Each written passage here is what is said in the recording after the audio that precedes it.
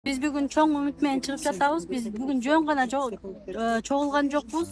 Биз учурда ушундай балдарыбыз менен ижарада турабыз. Кезек ижаранын акысы азыр билесиздер өзүңүздөр 2 комнаталар эле 40 миңден ашык.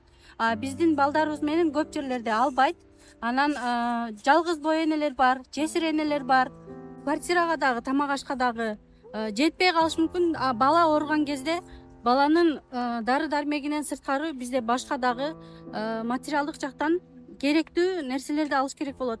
Биз ошолорду алат эле, бизде үй алганга мүмкүнчүлүгүбүз жок. Азыр квартираны ижарага берген адамдар деле сразу эле ижаранын акчасын албайт, депозит сурашат. Депозити дагы 10-15 миңден өйдө турат. Биз өзү 8 миң пособие алып атсак, биз каяктагы 10-15 миңди беребиз. Анан ал ижарага берген акчабыз, үйүбүз, ижарадагы үйүбүз өзүбүзгө калбайт. Эгерде биз мамлекет ипотекадан алсак, ал үй биздин өзүбүзгө калат. Ал үй бизге моралдык жактан дагы, коммуналдык жактан дагы бизге өтө чоң жардам болмок. Биз ошондой чоң үмүт менен чыктык.